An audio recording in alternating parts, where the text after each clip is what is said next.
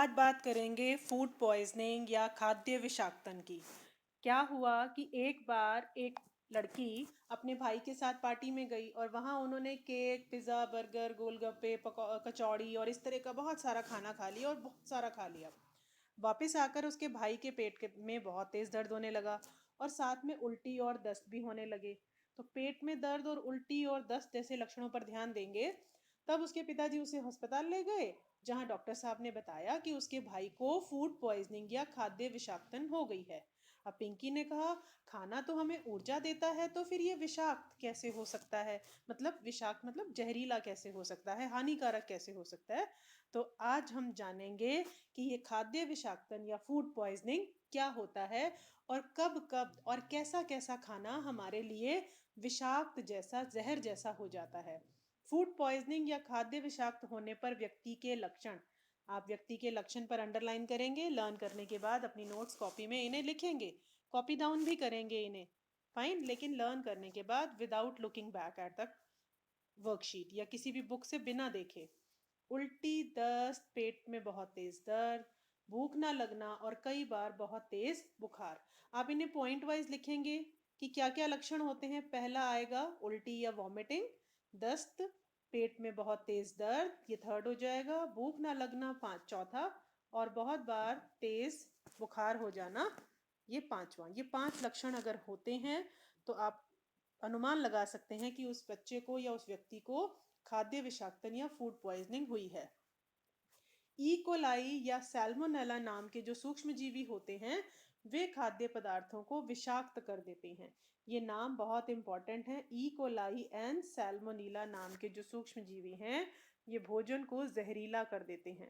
अगर भोजन में ये हैं तो उस तरह के भोजन को नहीं खाना चाहिए। और ये किस प्रकार के भोजन में आते हैं, ये जानते हैं। खाद्य विषाक्तन से बचने के उपाय।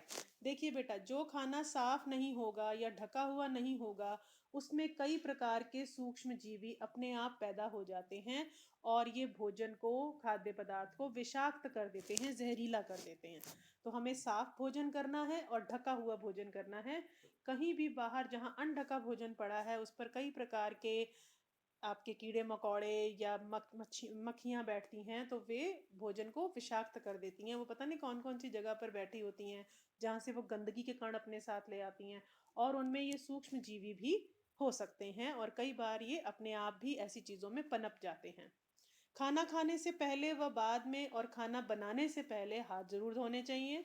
सब्जियां और फलों को अच्छी तरह से धोकर खाएं, क्योंकि उन पर भी कई प्रकार के सूक्ष्म जीवी जो हमें दिखाई नहीं दे रहे होते, वे चिपके हुए हो सकते हैं। हो सकता है उस पर किसी का हाथ लगा हो या उन पर किसी तरह के मक्खी मच्छर बैठे हों, तो उन्हें भी अच्छी तरह से धोकर खाना है। कच्ची सब्जियां व कच्चे मांस को अच्छी तरह से पकाएं। है ना, कई लोग नॉन वेजिटेरियन फूड लेते हैं, तो वो कच्चे मांस को, उसे अच्छी तरह से पका लेना चाहिए, क्योंकि उनके अंदर भी हो सकता है कि सूक्ष्म जीवियों ने उसे विषाक्त कर रखा हो। तो अच्छी तरह पका लेंगे तो गर्मी में वे मर जाते हैं। कोशिश करें कि हमेशा ताज़ा खाना खाएं, बासी खाना खाने से बचें। और यदि वह बच जाए तो उसे फ्रिज में रखें। फ्रिज में रखने से क्या होता है कि ये सूक्ष्म जीवी ठंडे या कम तापमान पर पैदा नहीं होते। अगर आप भोजन को बाहर ही छोड़ देंगे तो उसके खराब होने के चांसेस ज़्यादा हैं। अब हम प्रश्नों के उत्तर बड़े आराम से दे सकते हैं। छोटी सी वर्कशीट थी, डिस्कस भी हो गई और मुझे लगता है ये टॉपिक आपको बहुत आराम से समझ आ भी गया होगा। खाद्य विषाक्तन किसे कहते हैं, इसका आप डायरेक्ट वर्कशीट में इसका आंसर नहीं दिया हुआ, लेकिन अगर आप सोचें तो खाद्य विषाक्तन क्या है? सूक्ष्म जीवियों द्वारा, सूक्ष्म जीवियों द्वारा भोजन को, भोजन को, अब वो भोजन बाहर रखा हुआ हो सकता है, बासी हो सकता है या अनढका हो सकता है, भोजन को विषाक्त बना देना।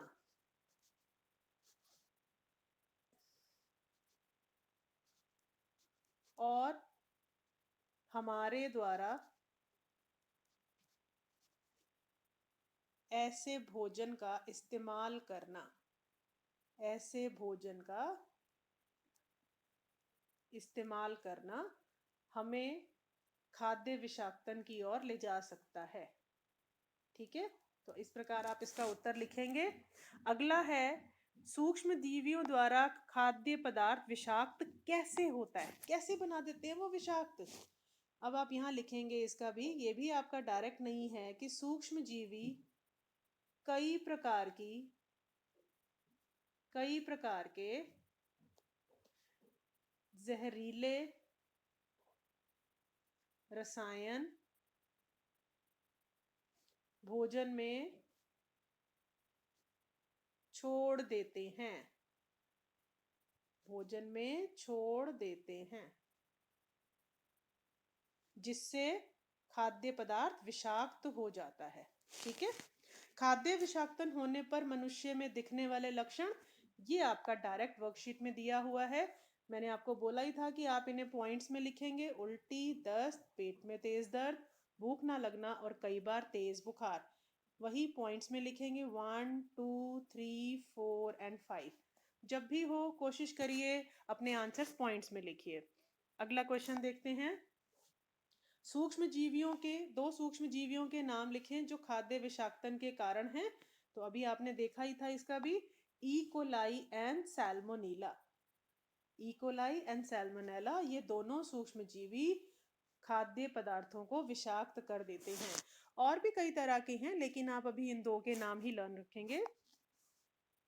किन्हीं 4 आदतों को लिखिए जिन्हें अपनाकर आप फूड पॉइजनिंग या खाद्य विषाक्तन से बच सकते हैं। तो यहाँ पर बेटा 5 आपकी आदतें, 5 अच्छी आदतें लिखी हैं। इनमें इन 5 को ही लिख लीजिए, ज़्यादा बेहतर रहेगा। हो सकता है पेपर में आपसे 5 आदतें पूछ ली जाएं और ये लॉन्ग क्वेश्चन के रूप में आ जाए, है ना। तो आप 5 ही लिखिएगा।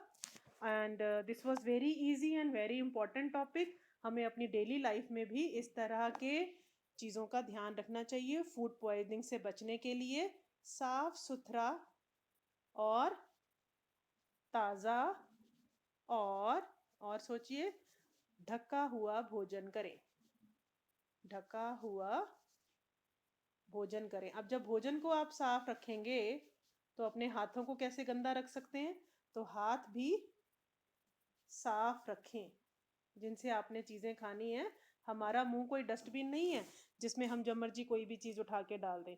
तो बहुत सोच समझ के अपने भोजन का चुनाव कीजिए और अपने हाथों की, अपने शरीर की सफाई रखिए, बीमारियों से बचिए। Good luck, bye bye.